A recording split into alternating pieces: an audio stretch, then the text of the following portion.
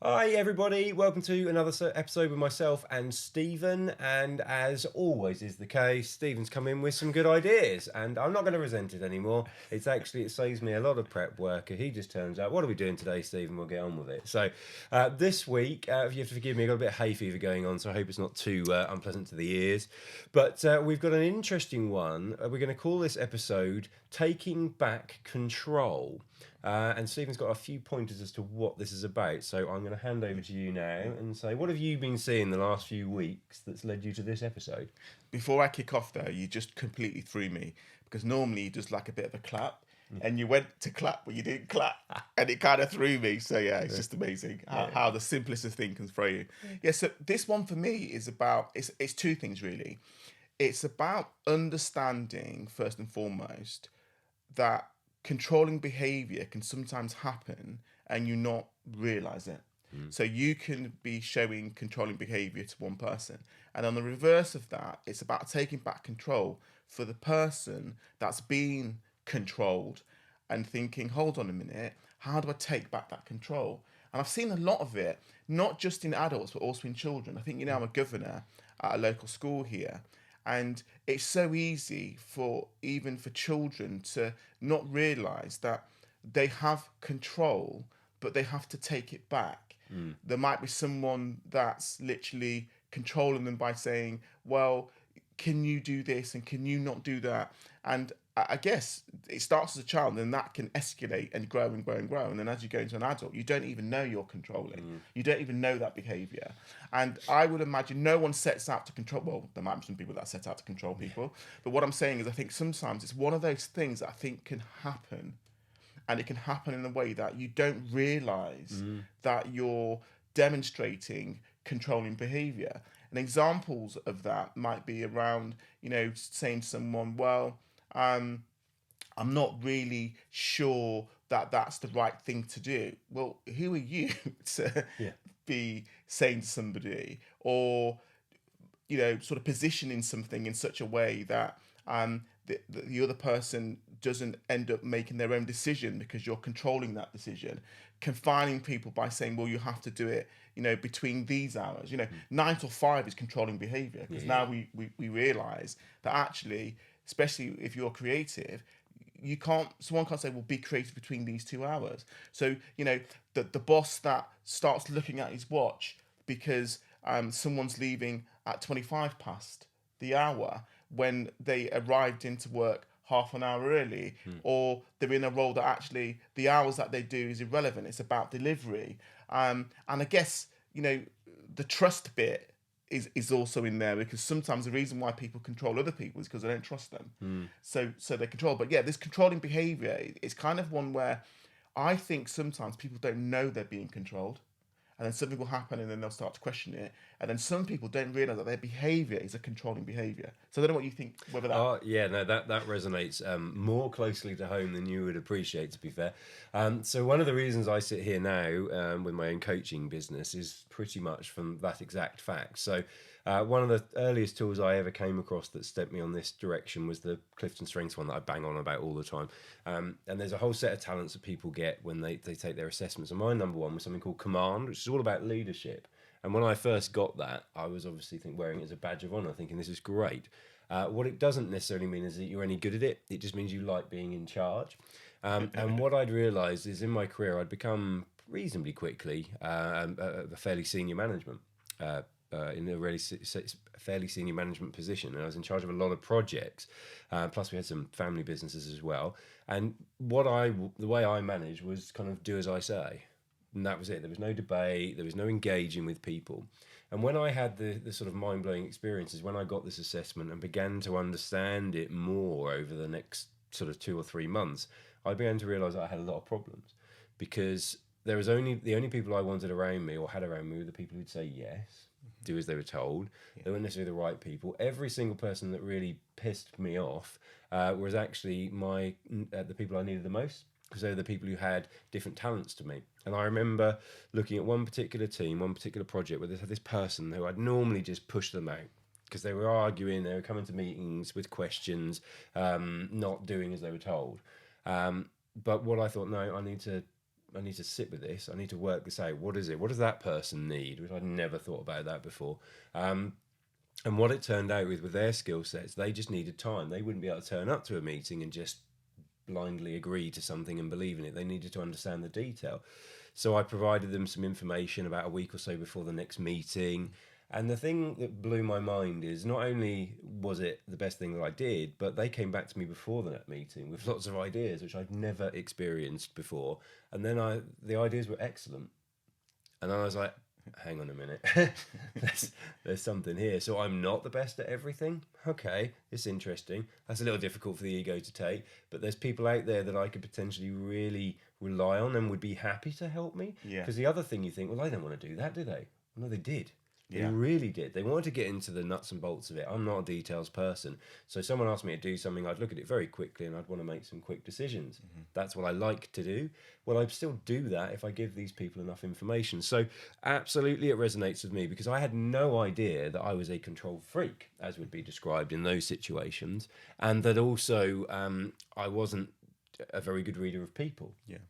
So that, first of all, that self-reflection Yes. was huge. So I think certainly people who don't realise they're being controlling, I think that's really hard to awaken that idea in them. And certainly the other way, when you don't when you think, well, the thought of, oh, I don't want to be a bother, or I don't want to make a fuss, or something like that, that's being controlled. Yes. So you have something you want to say, Yeah. and even if you don't think it would be received well, you believe in it and it is necessary, you need to find a way of communicating that, because it will drive you nuts. It will drive you reclusive and it will make you angry and disengaged ultimately. Absolutely. So yeah, it really resonates. And it's really good that it's one of those topics, isn't it, that has two elements to it, and there's two people that we're talking about. There's the person that's being controlling and the person that's being controlled. And I think that's what makes this such a great subject matter. And from a perspective of the person that's being controlling, if you just let go, you find that you get far more out of people. And it's that old thing that I talk about a lot, which is managing by exceptions. What we sometimes tend to do is we generalize. So we almost say, oh yeah, but everyone's like that. And it's such a ridiculous thing because we take isolated incidences and then we go, right, yeah, that's what it's always like. And the reality is, it's not always like that. And with controlling behaviour, what you actually end up doing is you try and treat everybody as the same, which is just impossible. You can't treat everybody the same. And you can't expect that actually you can do X and you can do Y with everybody and it all will go to plan, because it doesn't work like that. And actually, by letting go, and, you know, I often ask myself this question with scenarios, and it's quite funny. I was having a conversation yesterday evening with one of my clients, and there were some things that were really irritating him about someone else, and when you then drill down and you look at it, it's like, yeah, but in the grand scheme of things, how important is that on the deliverables? And actually, we got to a point where there was no importance whatsoever on the deliverables. Yeah. But because that person was trying to control the other person, they'd got themselves into a bit of a frenzy about it. And the reality was, it wasn't necessary. So sometimes the controller, if you let go, you will actually live better. You will actually be freer. You will actually have less anxiety. You're being controlling, and actually you don't need to be controlling. Yeah. And then the person that's being controlled, you're right, it's sometimes just stopping and reflecting and thinking, you know, why have I reacted that way to that? Why have I just kind of not said anything? Why have I just accepted something that actually is going to cause me more pain down the line? And that might be that you just need to stop, think. I often talk about mindset. So I think sometimes, it's a mindset thing. I think sometimes it can also be historical. So one of the things I've been talking about recently is the impact of our ancestors on our mindset. And I'll give you an example from that. So, I've been trying to track back which part of Africa did my family descend from, and whether it was, West Africa or East Africa. And we're still going through a process. But one of the things, I realise is from, the days of slavery to the time we then was in France, the time we eventually got to the Caribbean, there were certain characteristics that had come through our ancestors. So there's things that we did as people because we were just following the generation before. So I think sometimes your generational path can impact sometimes the fact that you might be more submissive, you might be more susceptible to being controlled because of that. Yeah. And sometimes you've got to, I think you've got to stop and think about, what, and it's the thing we don't do, isn't it? To take back control, you have to ask yourself the question. I remember someone asking Oprah Winfrey, you've interviewed loads of people. What's the one single thing do you think that those people, do to be able to elevate themselves? And she said is the people that are able to elevate themselves are the people that ask themselves this question. And the question was, what is it that I want? And I think sometimes it's a really hard question for us to ask ourselves. So to take back control, you need to know, what is it? What is it that I want? And then you have to sort of lay that out and then go, well, if that's what I want, the next bit to that is, what do I need to do to get that? And you might have to then go, and how long will it take me? What milestones do I need to plug in to be able to get to that point? So taking back control sometimes is about reflection, is about stopping, it is about sometimes shaking off those ancestral kind of behaviors that have come down through the generations. Sometimes it's about the home, so the family home. Some things may have happened in the family home that you've just accepted things. Sometimes it might be around your friendship group. Sometimes it might be about various traumas that you've gone through. But taking back control for me is about stopping, reflecting, and that thinking mindset. I've said many times on these podcasts is we are what we think we are. Yeah. But just because we think it doesn't mean it's right. Just because we think it doesn't mean it's going to happen. Yeah. So sometimes it's about reprogramming your mindset, and it doesn't help to, I call it the, there was, many years ago, there used to be the black and white films. And I remember once watching a film with Sidney Poitier, one of the first kind of really major black actors. And he was acting in such a way that his head position was always looking downwards. And I kind of thought about that at the time, growing up, thinking, why is he always looking downwards? And that was because historically and ancestrally, that's what they would have had to have done, is they wouldn't have been able to look up or look in the eyes. They would have to look downwards. Yeah. And that gets passed down. So I often say to people, chin up, chest out, bum out, that in itself, telling reprogramming yourself to even walk straighter can have a huge impact on how you then perceive yourself and how others perceive you. Yeah. No, it is. It's crazy, the things that we point out to clients that actually make a difference. When they first hear it, they're kind of like, if I'm honest, some of them even say bollocks. But then we are able to demonstrate it, prove it, things along those lines. Because, body language is huge. What you think is huge. I mean, the first one that always comes to mind on a subject matter like this is your micromanagers, which tend to be your business owners or your managers within organisations who won't trust the people around them. So the thing I always say to these people is, well, why are you employing them then? What is the point? Because they're complaining to me about not having enough time. They're complaining to me about people being crap. They're complaining to me about not having enough money. They're complaining about it's moan. And then the big thing that I give them, which obviously is the wake-up call that I had, is, well, it's all your fault. So we don't want to really do a blame culture. However, we have to find a buck that stops somewhere, and it stops with them because they are not trusting people to do stuff. So we don't know if the people around them are any good, because those people have got no confidence, because they're never empowered to do anything. So that the first place that really everything you talk about comes to mind is with those people who control in a business environment. Yeah.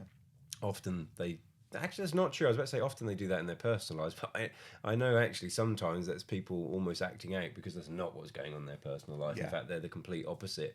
So I think they quite like not the power trip, but just the fact that they're in a serious position. But all of these things, the reasons why are kind of a bit futile, because it's a waste of time and it's not going to be successful, because even if you are financially successful, you will be stressed out of your head. And having, exploring more and more the whole lot of stress and anxiety thing at the moment, that's not a place to be. There's nothing good ends up there. Nothing happy ends up there. So yeah, for me, I think that's a really important point. Is to just, I mean, everything sort of goes back to the same pieces, doesn't it? It's about your thinking, and I feel if anybody's listening to this and they're maybe not getting what they want out of something, have a think about what's going on. Because is it the fact that you are letting people choose your path for you, and therefore you're being controlled in some way, shape, or form, or are you trying to choose the path for everybody else, and therefore you're controlling them? Neither ends well, and neither works at all effectively. I'm not saying it doesn't work at all, but it's not going to be as effective as just healthy thinking, healthy mindset, healthy communication. So no, I think it's a really good one for me. So how would you wrap that up? For me, well, two ways. I think be open and honest with yourself around your behavior, because often I've been in around board tables where the person that's being controlled doesn't even realize that they're being controlling. So I think it's being aware of your own, what you're doing, and also not being afraid to say to someone, well, actually, I think you're putting your point across in such a way that actually you're making your point our point. And it's being brave. And then, in terms of the person that's feeling that they're controlled, be brave enough to sort of talk about it, be open and talk about it. And you don't have to stand for that. No. In any environment, you don't need to stand for being controlled. You can break out of it. And it is a serious one, because it can have serious repercussions in terms of people's confidence and people's isolating themselves because they don't believe in themselves. So yeah, a really interesting one, and one which I hope we've painted the right picture from both sides, because this is one where there's two sides to this. It's not just one side that I want to get over. So those people that stop and think about your behavior and the impact that it has on others, and stop and think about your behavior and impact on yourself. Yeah.